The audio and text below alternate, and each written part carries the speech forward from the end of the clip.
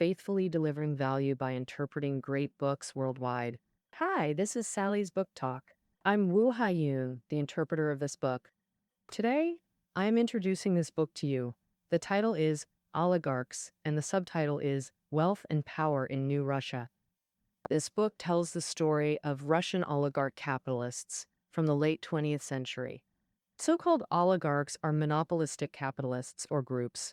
In an oligopoly, a few supply most products. Monopoly isn't good because it's unfair.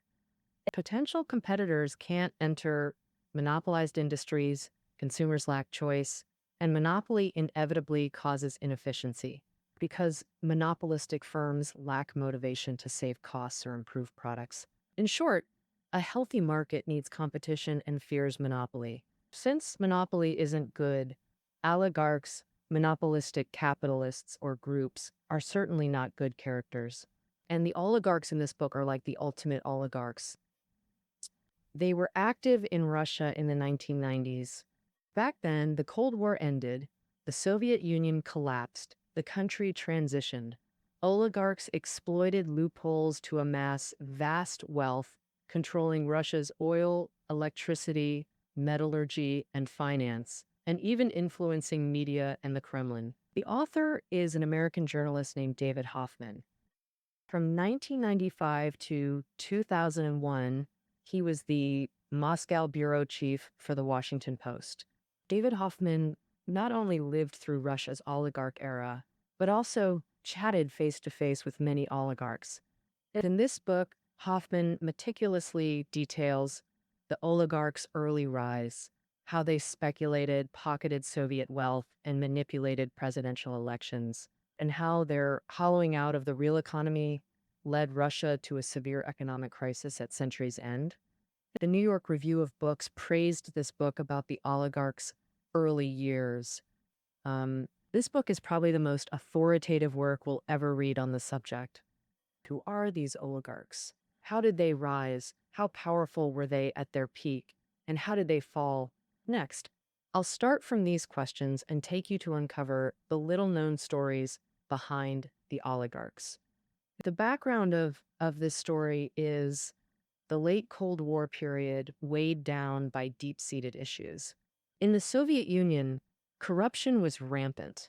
Production efficiency was low, the economy kept declining, and people's living standards continued to drop. People had to spend all their energy trying to overcome shortages of daily necessities, struggling to get a piece of meat, a bar of soap, or a pair of boots. To reverse the stagnant situation, Mikhail Gorbachev, then General Secretary of the Soviet Communist Party, decided to implement radical economic reforms. His overall idea was to expand enterprise autonomy and strengthen incentives for productivity. It was against this backdrop that the main characters, who would later become the new Russian oligarchs, stepped onto the historical stage one by one. As the saying goes, heroes don't ask about origins. These people came from varied backgrounds: mathematicians, contractors, even a theater director who couldn't find work. Butterflied, but they shared common traits: being quick-witted, daring to take risks, and flouting the law. Let's use two examples to understand what the new Russian oligarchs were like. The first one is named Smolensky. The author describes him as having a street-smart shrewdness from the absolute bottom of society. However, Smolensky, his parents divorced when he was young. As a kid, he was so poor, he only had water and bread to eat. He didn't get a higher education. After army service, he only landed a typesetting job at a print shop. He also worked part-time at a bakery. Theoretically, part-time gigs were banned back then, but Smolensky bribed his way to a fake permit and just kept at it. But even so, he was living hand-to-mouth. He'd buy a pair of jeans and wear them for a whole year. Like many young folks back then, he often complained for hours on end. He said, "We spend most of our lives toiling for 3 meals a day, and the rest of the time is just to buy pants to cover our butts." To survive, Smolensky decided to take desperate risks. At that time, personal business activities were still illegal. But Smolensky secretly used the print shop's ink and machines at night to print Bibles and sell them. In 1981, he was reported and spent 2 years in prison. After getting out, Smolensky found a job at a construction company, and with his boldness and smarts, he kept thriving. Back then, nails, sand, cement boards, these construction materials were scarce commodities. Sometimes you had to get them from other projects or construction sites or even steel. And Smolensky was an expert at getting these things. Just such a guy became a key figure in Gorbachev's economic reforms. In 1986, the Soviet Union passed a law allowing Soviet citizens to engage in individual labor. For example, teachers could tutor students after school. Such private gigs weren't allowed before. The same year, Gorbachev launched the cooperative system, introducing private enterprise-like policies into the Soviet economy for the first time. Under that, Smolensky established his own cooperative the next year, called Moscow 3. The company's business included collecting scrap materials, repairing cars, and building simple country vacation cottages. However, just a year later, Smolensky himself dissolved this cooperative. He founded a bank called Stolichny Bank. This shrewd, street-smart construction boss transformed into a banker in 1988. The reason for this transformation. Actually, it's quite simple. Smolensky made money, but he couldn't spend his own cash freely. Back then, the Soviet financial system was very strict. If he wanted to withdraw money from the bank, pay salaries, or settle loans, he needed official approval, which required bribes. So Smolensky just set up his own bank. At that time, the Soviet Union was on the brink of collapse. Politics were corrupt, industry stagnated, and goods were scarce. However, that environment was a paradise for speculators. Among those speculators, many were entrepreneurs who started the first cooperatives. Their industries were almost all high-risk, quick-deal businesses that could yield huge profits. Smolensky's Stolichny Bank chose to cooperate with them, all like dancing with wolves. Additionally, his bank engaged in currency speculation. From 1991 to 1994, the ruble's value against the dollar dropped by 95%. And Smolensky made huge profits by gambling on the daily exchange rate fluctuations between the ruble and the dollar. A doctoral student named Herman from Columbia University visited Stolichny Bank in 1990, just before the Soviet collapse. He saw luxurious sofas placed in the newly renovated office building. Several vice presidents of the bank wore Armani suits, while Smolensky's desk had flyers from major American mutual funds like Merrill Lynch and Fidelity. Now let's look at the second example. This guy is Mikhail Khodorkovsky, Russia's former richest man. His name's a mouthful, so we'll call him Xiaohuo. Xiaohuo was the youngest of all the oligarchs. Born in Moscow in 1963, Xiaohuo decided to dive into business in the late 1980s. He first opened a cafe, then started a youth entrepreneurship club. While running this club, Xiaohuo discovered loopholes in the Soviet financial system and his path to riches. Back then, the Soviet financial system had two types of funds, cash and non-cash. Everybody got that. Non-cash was actually government subsidies used to support state factories and mines. Normally, cash and non-cash couldn't be converted or circulated. So to many factory managers back then, non-cash funds were basically useless. But here's the thing. If you could figure out how to convert non-cash to cash, you'd make a killing. Actually, lots of folks were scheming about this. The system had a loophole. With government approval, cash and non-cash could be mixed under certain conditions. So many well-connected people started exploiting this loophole to convert useless non-cash into cash. But most just dipped their toes in. After converting, they'd maybe raise employee wages or build themselves a dacha in Moscow's woods. Xiaowo was different. He turned these sneaky little operations into a systematic money-making machine. In 1987, Xiao Huao restructured his club into an innovation center. This center claimed to conduct scientific research. It had surface-level projects, but its real purpose was signing contracts to get approvals, converting non-cash to cash. Just like that, state-subsidized non-cash became real silver and gold. In this process, his innovation center didn't produce anything. In other words, Xiao Huo was getting something for nothing. Soon, this practice of getting something for nothing was imitated by many people. By 1990, just in Moscow alone, there were 47 youth technology centers. When this method became overused, Xiao Huo, like all shrewd capitalists, thought of new ways to make money. While everyone was trying to convert non-cash to cash, Xiao Huo started hoarding non-cash. He hoarded a large amount of this seemingly useless currency, and then he found several timber exporting companies. Because these companies were in the export business, they had US dollars. At that time, the Soviet Union imposed very strict exchange rate and quota controls on foreign currencies like US dollars. Xiao Huo offered those timber companies favorable exchange rates, exchanging non-cash currency for US dollars, which was real hard currency compared to the ruble.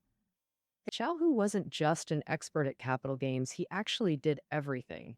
So he dealt in various scarce goods, including counterfeit Swiss vodka, repackaged in Poland, and fake cognac. Xiao's deputy, Nevzlin, once coolly admitted, "We must with cognac, and no one got poisoned later." Like Smolensky, Xiaohua also opened a bank called Menatep, which is an acronym for Scientific Technological Projects in Russian. The bank's main business was accepting government credit, lending it to state-owned enterprises, and then recovering the funds from the enterprises to repay the government.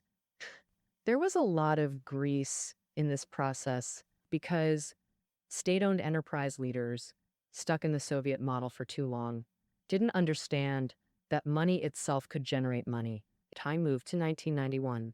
The Soviet Union collapsed, and new Russia was born. After Yeltsin came to power, his first move was to vigorously develop capitalism.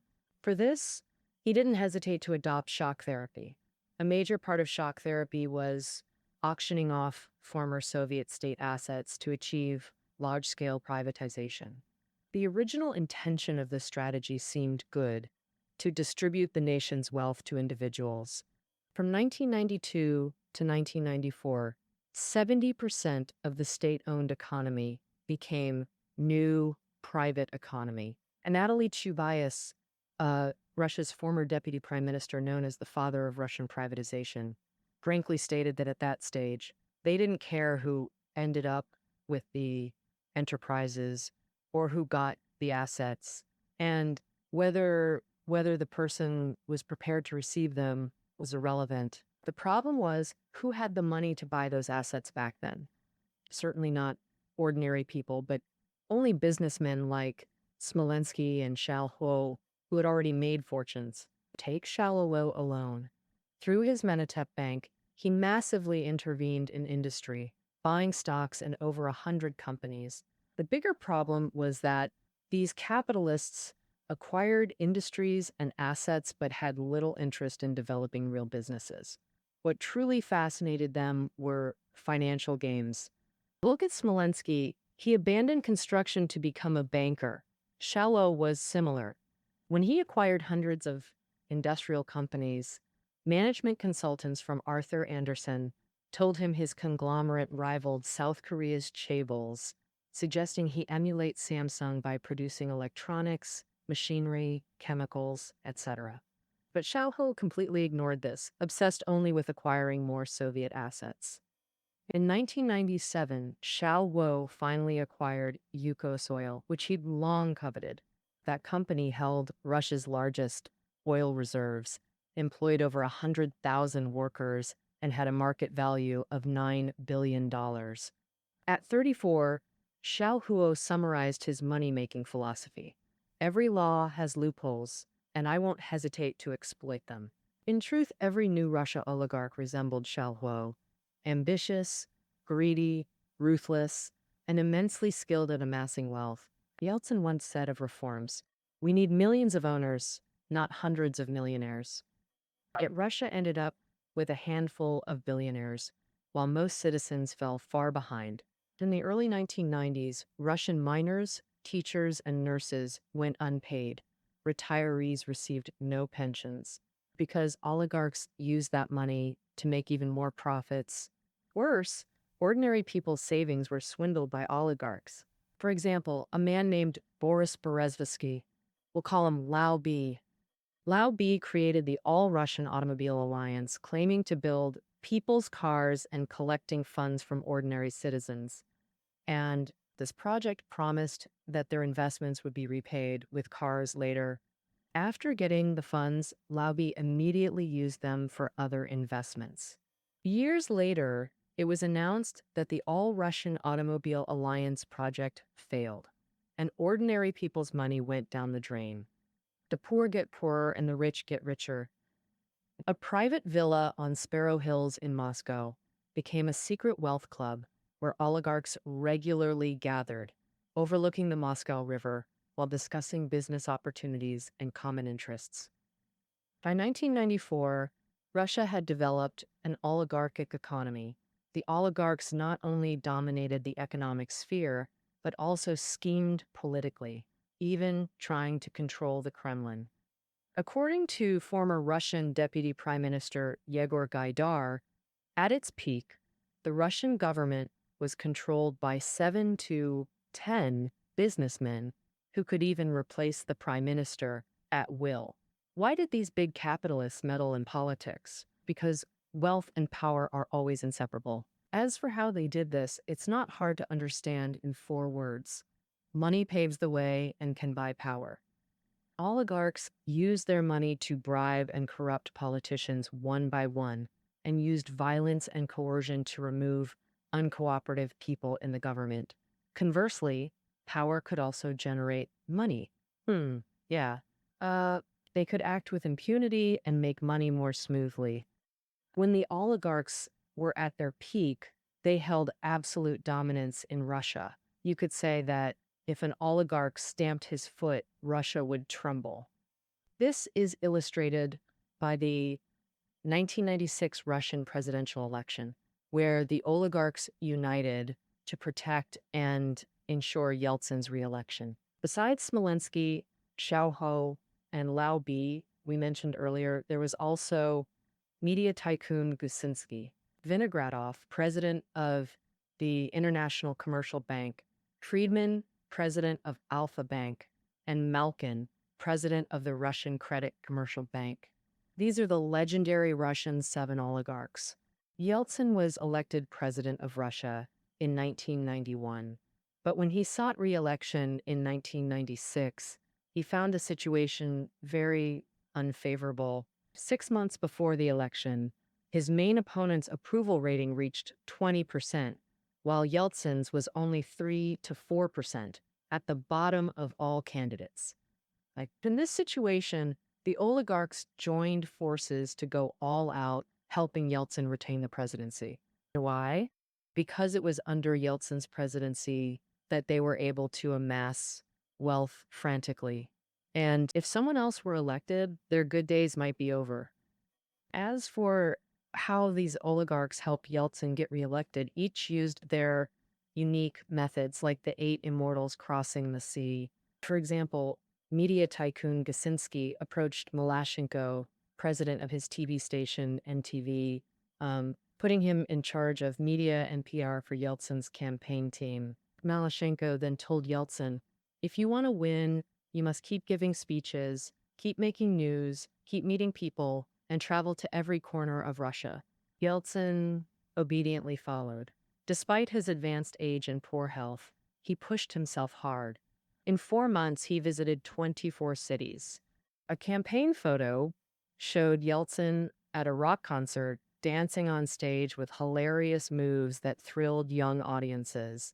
Meanwhile, Yeltsin's opponent toured with monotonous speeches while they created a powerful TV ad for Yeltsin. In that ad, Yeltsin wore an open collar white shirt, emotionally recounting his family history against sentimental music, starting with his mother's baked pies. He spoke of his youthful prowess on sports fields and his struggles for Russia. Finally, he expressed sympathy for suffering citizens. I know it's been tough for everyone. The ad concluded, "We believe, we are certain, we hope." The most powerful campaign ad in modern Russian history. Additionally, Yeltsin's team spent hundreds of thousands buying off elites across society, including media. Senior mainstream reporters got thousands monthly. Small media freelancers pocketed $100. If media buy-offs were this blunt, winning over other elites was even cruder. A journalist, friend of the Oligarchs author, accidentally attended a youth labor conference that was actually a Yeltsin rally. Over 3 days, young leaders were summoned to the chairman's private suite, one by one, each leaving with a bag of cash. With such professional and powerful backing, Yeltsin's approval ratings soared. He won 35.25% of the vote in the first round, smoothly advancing to the runoff. But just then, disaster struck. Yeltsin suffered a severe heart attack. The campaign team believed revealing this would hurt his chances, so they concealed his condition. They recorded a pre-election speech for Yeltsin, then doctored the footage. In raw footage, Yeltsin struggled to speak and even breathe. Video experts used then rare digital editing to miraculously mask the president's precarious health. The deception lasted until the second round of voting. News showed Yeltsin voting that day, but even that footage was edited. Two doctors in white coats beside him were digitally erased. In July 1996, results confirmed Yeltsin's re-election as Russia's president. Oligarchs kept profiting recklessly while deepening political connections. Two of the 7 oligarchs even joined the government. Lauby was appointed deputy secretary of the Kremlin Security Council, holding office while expanding his empire. He further expanded his wealth empire. This included auto and oil companies, 2 airlines, and media like Russian public television. Some might say oligarchs spent fortunes helping Yeltsin for rich returns. Won the bet, but barely spent their own money, the deepest secret of Yeltsin's 1996 campaign. The book states oligarchs only contributed seed money to the campaign. When big spending was needed, funds flowed from state to oligarchs via a treasury bond scam, bought cheaply by tycoons' banks through government collusion. The banks then resold them at market prices to quickly raise campaign funds. But how much actually went to Yeltsin's team, and how much lined their own pockets? No one knows. What's clear is, after Yeltsin's re-election, oligarchs reached their peak power and became reckless. For instance, during a Financial Times interview, Lauby smugly declared the 7 oligarchs controlled about 50% of Russia's economy. That extremes beget reversal. Just as they peaked, danger loomed. In 1997, after years of decline, Russia's economy showed recovery signs. Foreign investment doors opened for both government and businesses. That spring, stocks skyrocketed as capital markets peak, with massive investments flooding new exchanges via stocks and bonds. Western investors like Goldman Sachs flew to Moscow in waves. Oligarchs now believed their golden road had just begun, eager to globalize their companies. Axio Ho aimed to expand Yukos Oil into an Exxon-like global giant. Gusinski, who contributed greatly to Yeltsin's campaign, wanted to upgrade NTV into a BBC-style international media outlet. But Russia's economy remained fragile. Its heavy industry hadn't shaken post-Soviet weakness. Factories kept losing money. Cash vanished from economic life, and 73% of big businesses relied on barter. Yet oligarchs obsessively played financial games, manipulating exchange rates and stocks for easy money while ignoring real industry. Two American scholars called Russia's economy a virtual economy. Every key aspect, prices, wages, profits, was fraudulent. In this state, massive foreign investment was like forcing potent tonics on someone barely recovered from illness. Not just useless, downright dangerous. As global capital markets opened, Russia issued 14.9 billion euros in Eurobonds from 1997 to 1998 alone. The budget deficit kept growing, and relying on domestic and foreign borrowing to cover it plunged Russia into a bottomless debt pit. Right at this time, global oil prices plummeted. As a major oil exporter, Russia saw its trade balance wrecked by falling oil prices, rapidly shrinking its trade surplus. A central bank had to use its reserves week after week to relieve this pressure. And there was actually one solution, allowing the ruble to devalue. But how could Russia's oligarchs allow ruble devaluation? Wouldn't that be like cutting flesh from their bones? They thought these were just minor issues that would pass if they toughed it out. But economic laws don't bend to human will. Debt explosion and ruble devaluation, like two vicious dragons, tightened their grip on Russia's economy. The 1998 Asian financial crisis became the last straw that broke the elephant's back. By June 1998, things began crumbling apart. Stock and bond markets plummeted. By August, numerous banks teetered on bankruptcy's edge. In September, the central bank finally allowed ruble devaluation, but it was too late. The ruble kept tumbling against the dollar, plunging Russia into massive panic. Banking system collapse meant workers went unpaid. Closed signs hung everywhere as living standards crashed. Late Soviet-era hardships returned, like families of four sharing one bar of brown soap. At outdoor markets, basic necessities like salt, sugar, flour, and matches vanished. This brutal economic crisis hurt everyone. Ironically, the hardest hit weren't oligarchs or laborers, but the middle class. These people had invested everything in Russia's new market economy. Some quit public jobs, others started businesses, earning decent money. For a while, they seemed like winners, vacationing in Paris, buying luxuries, dining at upscale restaurants. But the crisis wiped them out overnight, leaving them bankrupt. Their ruin showed in numbers.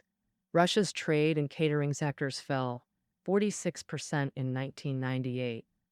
Small business revenues dropped 31% from the previous year. That said, one oligarch did go bankrupt in this crisis, Smolensky.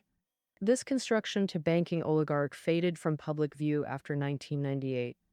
His whereabouts remain unknown, but most oligarchs survived the disaster. Take Xiao Huo. Though his Minitet bank merely collapsed in the 1998 crisis, oil deals quickly rescued him. And then there's Lao B. Business losses were offset by political gains. In 1998, Yeltsin appointed him CIS executive secretary. By 1999, he'd even become a state Duma representative, essentially a parliament member. Post-crisis, they felt survivors' euphoria, plotting comebacks, but quietly the oligarch's terminator emerged, Vladimir Putin. Today we call him Tsar Putin, admiring his power. But in 1999, Yeltsin nominated Putin as successor precisely because he was obscure and lacked backing. Before Putin, political veterans kept failing due to oligarch distrust. Oligarchs accepted this KGB alumnus because he seemed politically rootless, easy to control. Of course, they soon realized their colossal mistake. In March 2000, shortly after Putin's election, the Kremlin crushed Kaczynski's media empire. Next, Russian prosecutors charged Laubier with multiple fraud cases. Kaczynski and Laubier became fugitives overnight. Years later, Shalvo was arrested, all assets seized by Russian authorities. He served 10 years until Putin released him in 2014. A year before Shalvo's release, exiled Laubier was found dead near London. Thus ended Russia's first generation of oligarchs. We saw their rise and revelry, but their ruthlessness and disregard for rules doomed them, and nearly Russia itself. Well, that concludes our interpretation of Oligarchs, Wealth and Power in New Russia. The reading notes are below the audio. See you tomorrow.